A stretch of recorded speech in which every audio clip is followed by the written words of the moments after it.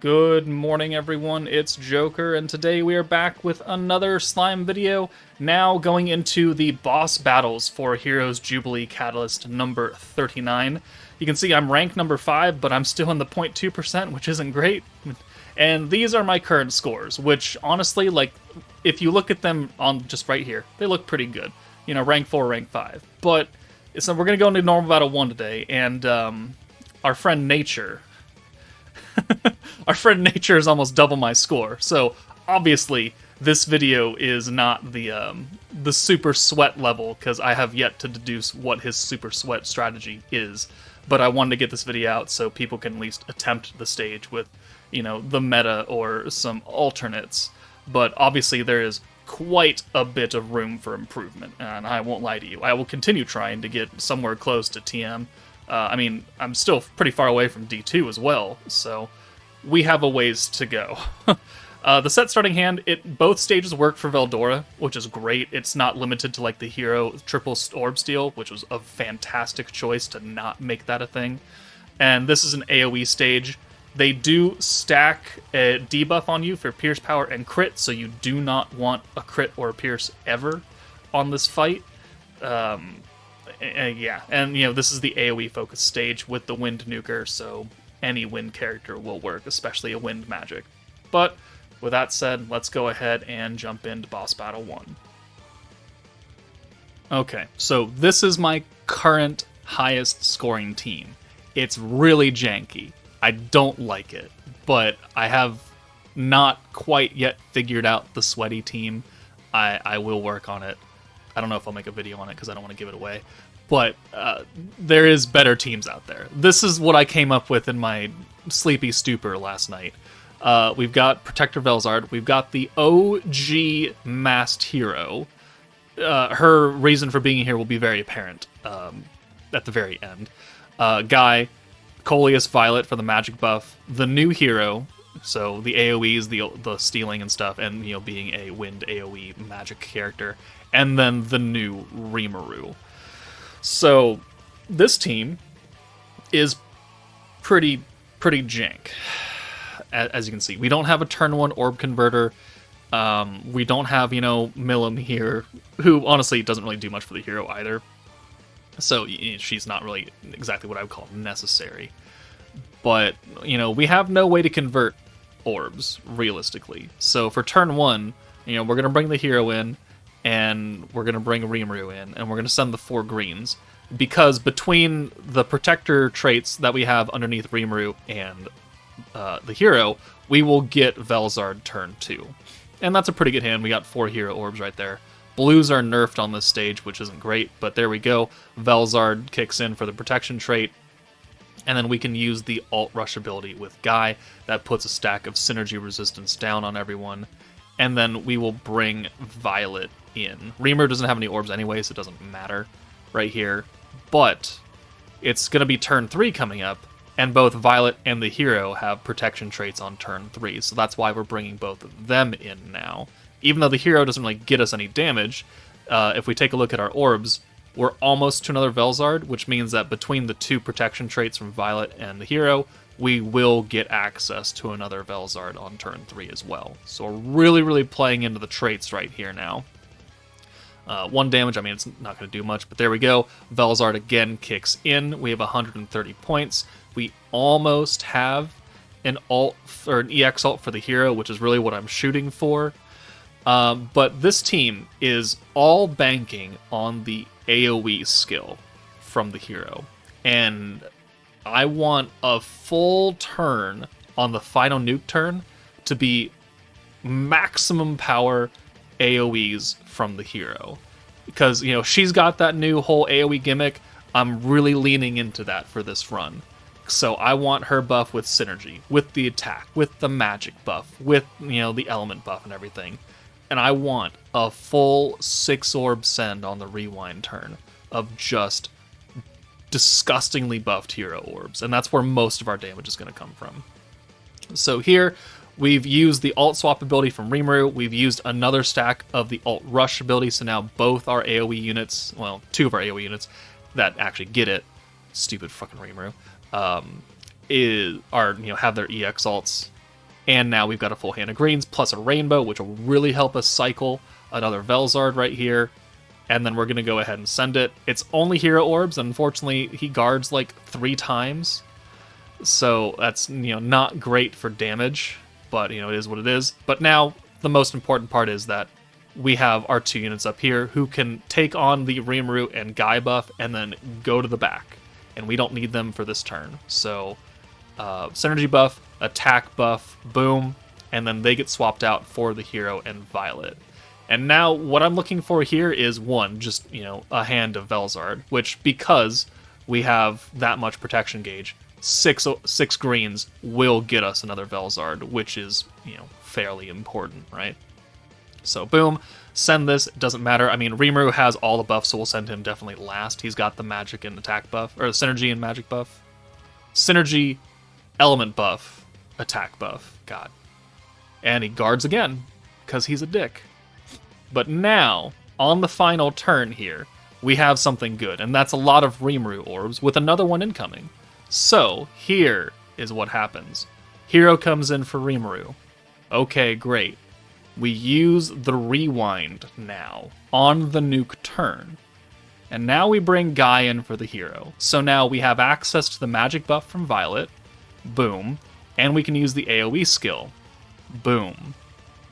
And then we can use Velzard to give us the full hand of greens, and then because we have rewind going, all the orbs give us extra protection gauge, and now we're going to AoE and then use these and then AoE with the hero, and now we're going to pray. 645 for Guy, I mean, it's pretty good. The hero, 1.25 million, okay, pretty good.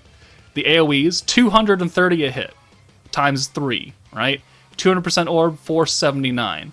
The rewind now kicks in, and if we're lucky, like we are here, we now have enough points to steal and give us a guaranteed 6-hand send of maximum power hero orbs. 2 of them are blue, so they're nerfed, which is unfortunate, but now we just send this shit. So 1, 2, 3, 4, 5, and 6, which is another 460 whatever thousand, 479k per hit, and now we're up to 12.2 million. So, we're really, really leaning into the whole AoE gimmick for the hero. I really tried to make it, I really tried to make it work. And 12.2, I think, is a fairly respectable amount of damage for this team that has no converter, and, there are, better options available. But, hey, I wanted to use the hero AoE, and by God, I certainly did. So, there's my current highest scoring team right now. There are better ones out there, by all means, as proven by the leaderboards, but this is what I've cooked up so far, and now it only gets worse from here. Alright, so the next team, we do have an AoE wind magic user in Souka, who, is certainly a unit. One of my most favorite units, which makes it extra sad that she's not really super great nowadays. But we're going to be using Overlord Rimuru and stacking for 5 turns, and attempting to get as much damage as we can out of Souka and Overlord Shizu. So we've got Souka, we've got Wind Lumi, and Space Milim here for the skill point units on turn 1, so we could use an orb change and the Isis green buff. We've got double skill fused Octagram Lumi for the stacking alt buff and the AoE damage. We've got Trya for just pure orb changing, which honestly, you don't really need all that much, because if we can get Souka's future hand of greens really working, you'd no longer need an orb changer. But, we're here just to eliminate some RNG. And then Shizu with the alt resistance down, the weakness strike, and the alt swapping ability, because we're going to get alts very quickly. She will be a good dedicated support, while still being a pretty good DPS character, because she's also wind magic. She's just single target. So let me find where this starts. Alright, so turn 1, we only need the Isis convert, right? So we have enough points because we've got Milim and Lumi up front to where we can use both of the skills, boom, and then we can bring Shizu in. And now, Shizu and Hinata underneath her and Lumi are giving us extra protection gauge on turn 2, and Lumi's giving it on turn 3. So, actually, no, I think I think Shizu has Veldora underneath her. So we're only getting protection gauge from Shizu herself and then Lumi. But a good hand right here. So I mean, this is why we brought Trya, because until we can get the future hand of Orbs skill from Souka running, which we can't get yet, we can get it for next turn, we do need to ensure that our RNG for turn 2 is relatively low. So boom, we've used a stack of the AoE buff and a stack of the alt buff. Cool. We can also use the attack buff here because, you know, why not? It's going to get reset by Rimuru anyway, so it's not that big of a deal. And it will just help us do a little bit extra damage here. I could have waited until Trya was up here to use it, but I mean, she's already type disadvantage. It doesn't really matter. Isis being up here also doesn't really matter all that much as far as the attack buff is concerned. It'd be better if we had more Souka and Shizu orbs, but hey, it's what they gave us. So 11k, 12.4k on the normal orbs right there. Still good. Synergy and Pierce. We don't have the Pierce debuff yet. Now we have it. So, I mean, that did maximum damage. So now, because we've used, you know, a few things, now we can use the alt swap. We can use the orb change from Isis because we got a good hand here. We can also now use the future hand of greens, which means that from here on out, we're only going to get green orbs, and we have access to the alt swap ability from Shizu. So boom. We'll go ahead and reset this, or maybe not. Hold on. Yeah, there we go. We reset with Rimuru, so we'll reset both of Lumi's skills down, and that should leave us with just enough to use the future hand. Or the, yeah, there we go. Future hand. So now every orb here, unless it's an alt, is going to be a green, which means that when we use Shizu's alt swap, we'll have a full hand of green, and we don't need to use Isis or Trya anymore. But we did need to use them for the first couple turns. So, I mean, they were still a pretty good bring for this team. 28k on that. Boom. And yeah, now there's the future hand. We needed Souka orbs to get her alt because this is the final turn before the nuke, and the game certainly gave it to us. So here, I mean, the 2 units in the back have no purpose now. They're not going to support or anything. They're not going to buff. So we're good running this up front. And we have 2 AoEs and a single target alt. You know, Lumi's dark, so it doesn't really matter all that much. But she is getting the element damage, so she will do more. And she's also getting the AoE buff. So, I mean, hey, yeah, it works. So, 150 points. We've got, yeah, 2 stacks of the AoE buff right now. So this will be the third. We'll also use the future hand. That way that on the final turn, we can actually send 6 orbs here and have it be, you know, relatively good damage. And we'll have an EX alt for the 2 characters that actually matter. And we have enough points to full nuke now, because the Souka buff is only 25. It's not very powerful because we don't have a lot of Goddess of Destiny or World of Fantasy characters with us. I mean, we have her and we have Trya, so I think it's like a 30% buff or something like that. So it's not very strong, but it is something that can help us out, right? Yeah, 30%. There's the weakness strike alt resistance down. We can use the final stack of the alt damage once we reset it, which isn't really necessary because we have more than enough points. We have 3 Shizu orbs, which is the best outcome. We're going to use the feature hand of greens because it does add a damage buff onto the green orbs as well, which will just help us do a bit more. We'll send Lumi, we'll send Souka because she's got a defense down skill, I think, on her alt. So 86k, yeah, not great. Souka, 555, which is more than I thought she'd do. And then 563 for our single target Shizu. And then our 200% orb ends up doing, you know, 70k. So, I mean, you know, almost 3 million is actually a lot more than what I expected out of this team. It doesn't have the raw power and, you know, big time support buffs that, you know, the other teams are rocking, or, you know, that you would like to see. But I mean, it's an S rank. 2, it's above 1 million damage, which, I mean, is a lot to say for a lot of players. So it's certainly viable. You know, Overlord Rimuru is a very limited character, so is Overlord Shizu, but Trya was technically free at 2 points in the game, and never again for some fucking reason. Isis is free. Souka, I'm trying to find a use for her, man. Every time we can, I try and make her useful, and certainly she did, you know, pull her weight for this team, I guess. But there's my second alternate team. Let's move on now. All right, my third team looks like this. We've got old Protector Chloe, who, when she came out, she was a very good Protector because she was doing multiple things. She raises your skill cap by 40. She changes all orange orbs to green. Every single one. And she also gives you a 3-turn 40% alt damage buff, which, you know, is not as good as 100 or 80 or 70 even, but it's still a buff that you don't need to worry about on the team anymore. And since we don't need to worry about the oranges either, we can run with just Isis. So we are. We've got Idle Shuna for the double alt swap and the synergy power for magic characters, which everyone on this team is magic. So everybody gets synergy, everybody gets the synergy power. It's just not as good as Guy's because it's 55 points. We've got Coleus Violet again for the big-time magic buff. We have once again coped and brought Bride Souka for that AOE wind damage. And then we also have Vengeance Shuna. And the only reason Vengeance Shuna is here is because I need another wind AOE, or wind magic character who's an EX target. I intentionally did not want to use Overlord Shizu because she's such a limited character. People might not have her. Not Bride, but Vengeance Shuna has been on a number of banners now. So that's the only reason she's here. You could bring any other wind character you want. You could put the hero on this team for all I care. Jesus. But, yeah, this is what I thought up of at, like, midnight.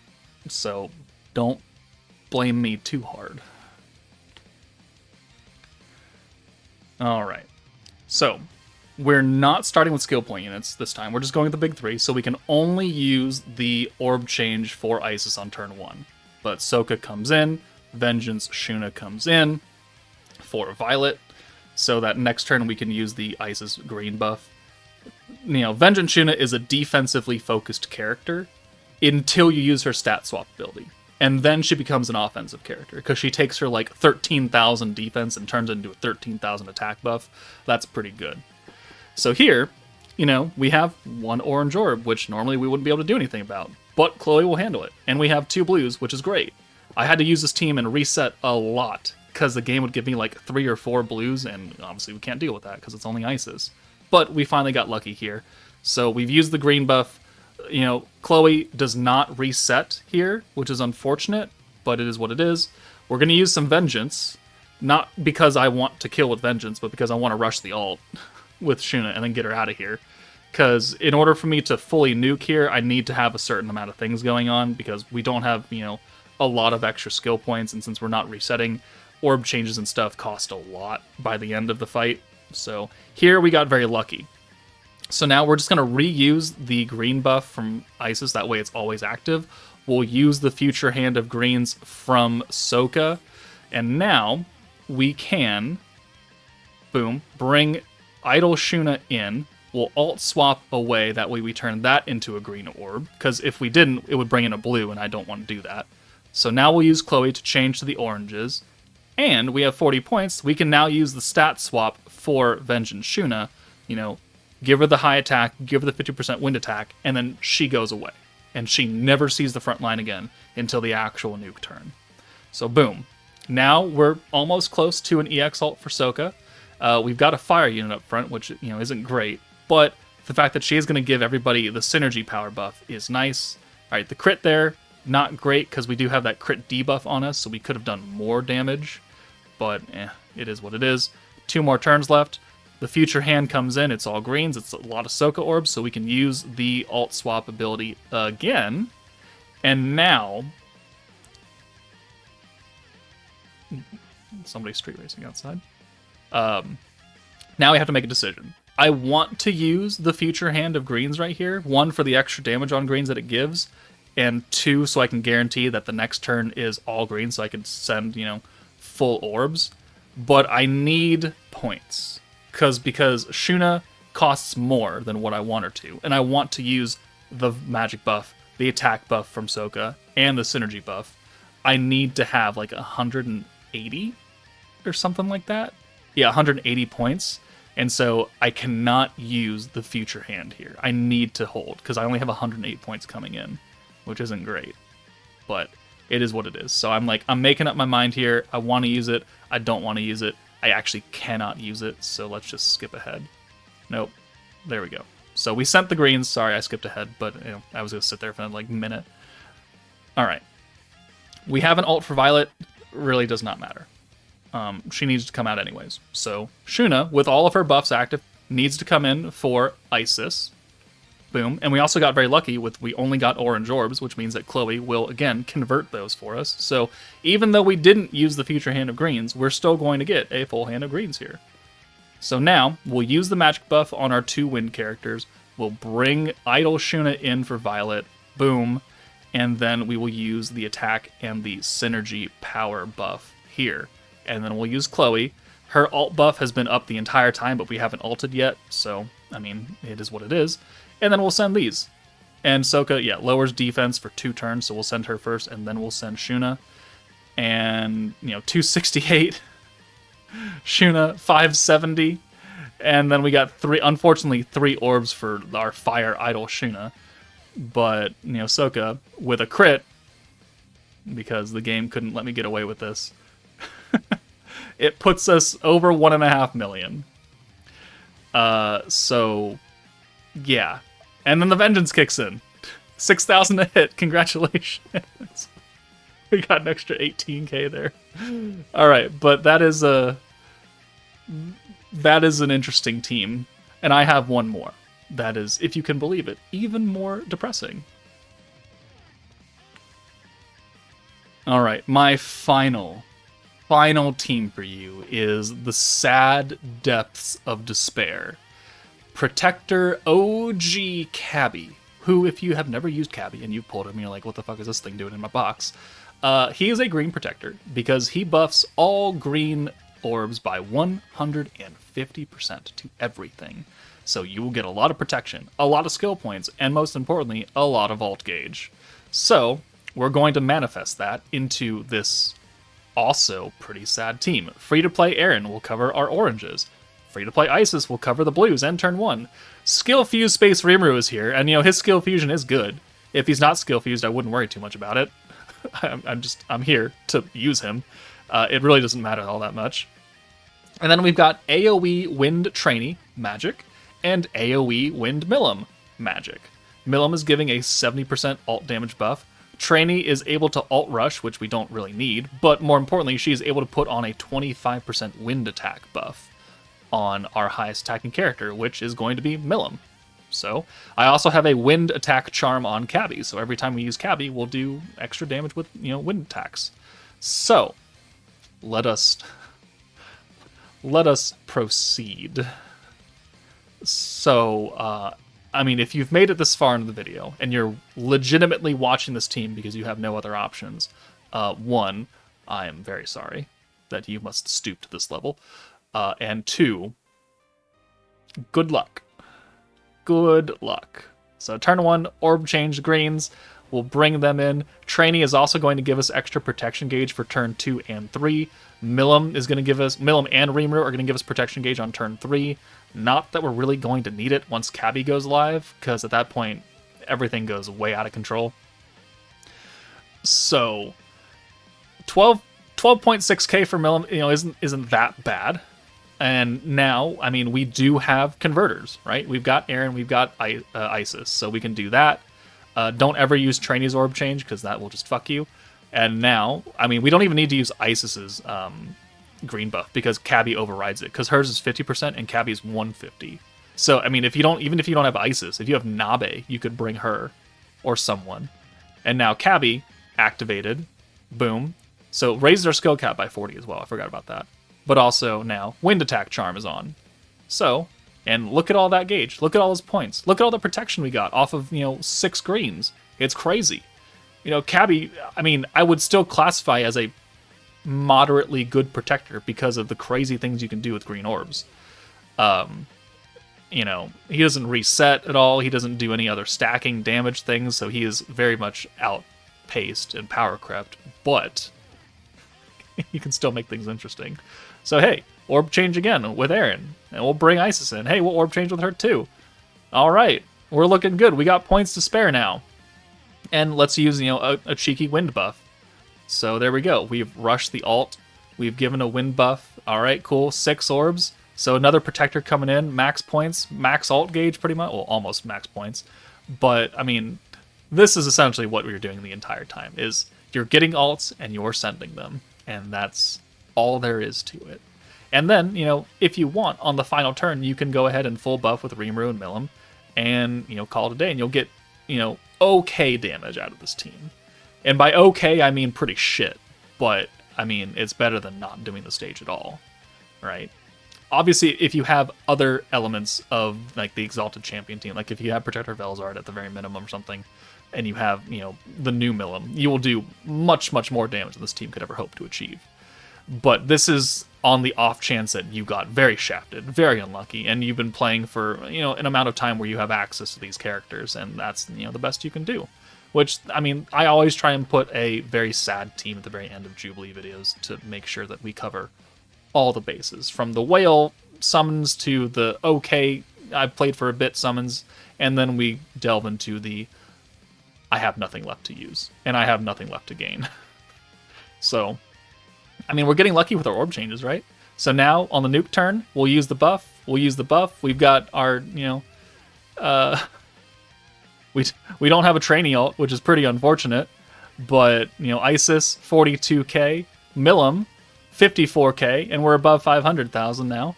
And, yeah, we would have done a bit better if we actually had a trainee ult. Maybe I should have held it in the back or something, but hey, there we go. We did it, guys. We've made it through Boss Battle 1 with a hilarious AOE max damage team and a hilarious AOE Chabby team. So I'm certain there are better teams out there. So if you want to put those down in the comments, you know, so other people can attempt to use them, please feel free to. But that's it for me, guys. Take it easy, and now I have to go start recording all of Boss Battle 2 stuff. So I'll see you guys later.